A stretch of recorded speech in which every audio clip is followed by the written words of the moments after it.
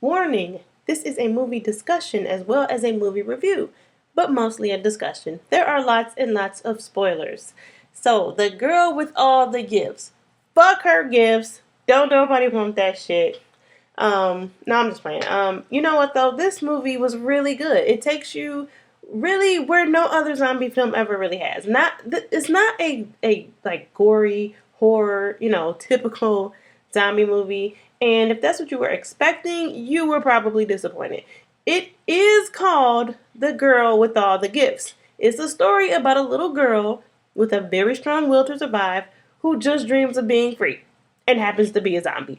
And at the beginning of the movie, the story was told about Pandora. And Pandora comes from Greek mythology. She was created by multiple gods, and they gave her unique gifts. So, quick synopsis.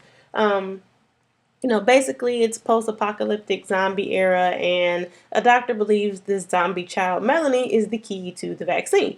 But there's a much deeper interpretation of what's happening here, and it's a lot of irony, and that's really what I want to get into. And the funny thing is, just real quick, I never watched the trailer, so I had no idea what was going on. Like, I had no idea why the guards were so fucking mean to these kids. And I was like, these must be some badass fucking kids. But how dangerous could they be? And then Sergeant Parks, known as Sarge, he wiped his blocker stuff off his arm, and then the whole fucking class tried to eat him from their seats, little fuckers. So that answered my question. Imagine my surprise. Observations. Okay.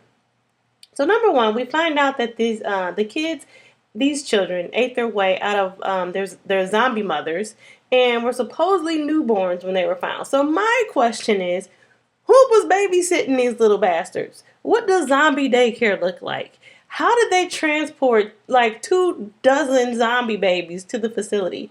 And how did they determine that they could learn? Learn what? They were babies. I have questions. Number two, so Melanie, right away, you realize she's very polite, extremely intelligent. She's so nice and cute. She's all smiles all the time. She really loves her teacher, Helen Justineau. And, she really actually displays restraint from eating people. So you develop sympathy for her very quickly. Number three, then Dr. Caldwell tries to kill her. Partly because she's trying to find a vaccine, but mostly because she's kind of an asshole. Or is she? I mean, I guess she's just trying to save the world, but God, what kind of fucking monster are you, Cruella de Vil? You're gonna kill all these little fucking kids? No, I'm just kidding. I guess she's not really the bad guy. It really depends on what side of zombie you're on. Melanie sure doesn't see things that way, and that's the point. I mean, that's why this film is different. Number four, so the few who escaped the attack on the facility, they all kind of developed a soft spot for Melanie. Even that mean-ass Sarge, except the doctor, maybe. But Melanie maintains her sweet disposition. She voluntarily wears her Hannibal Lecter mask that she could easily take off because they keep leaving her hands free. She constantly assures them, she won't eat them.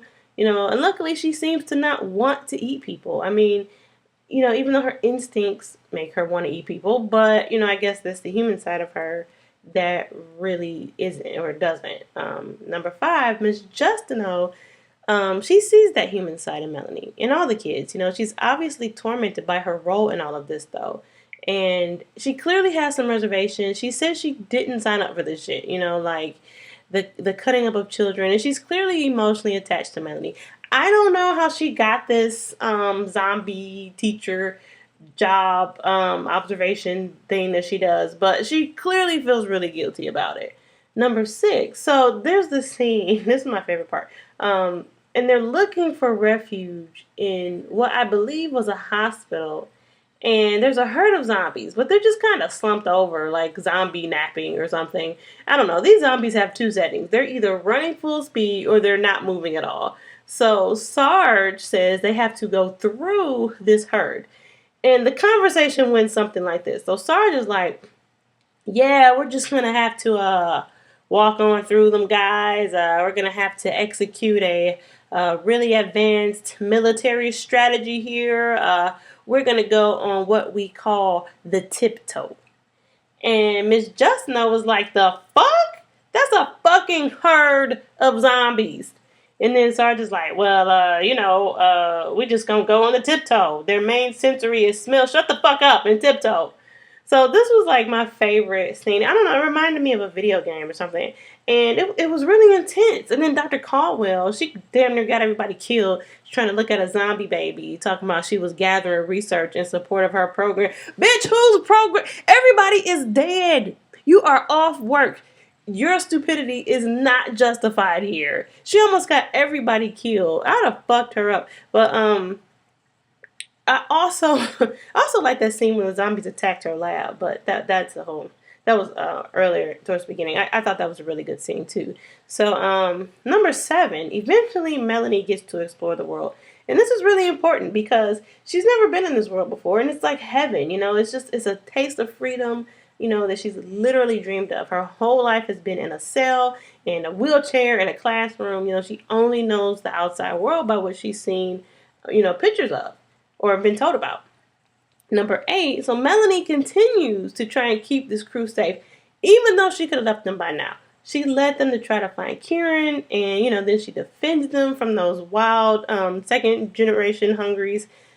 She asserts her dominance by killing their leader. At the beginning of the film, she told a story about how she saved Miss Justino from a monster by cutting off its head. So there you have it. I believe the saying is something like, cut off the head and the body will fall. I don't know. You get it. Number 9. So Melanie, she sees herself as having human qualities. And also the first generation zombies, she implied that they travel in groups because they get lonely. She tells Dr. Caldwell, I don't want to be hungry. I'm like you. She casually pointed out that the second gen kids that killed Kieran, they just want to live. And in the beginning, she asked Miss Justino if there was anything bad at the facility. She doesn't see herself, as bad, and actually, Sarge also made a comment. He said, I've never met a good person or a bad one. You just do whatever's in you to do. Which I can't say I fully agree with that statement, but it was alluding to the fact that every person, every species is just trying to survive. And that's actually what you call instinct.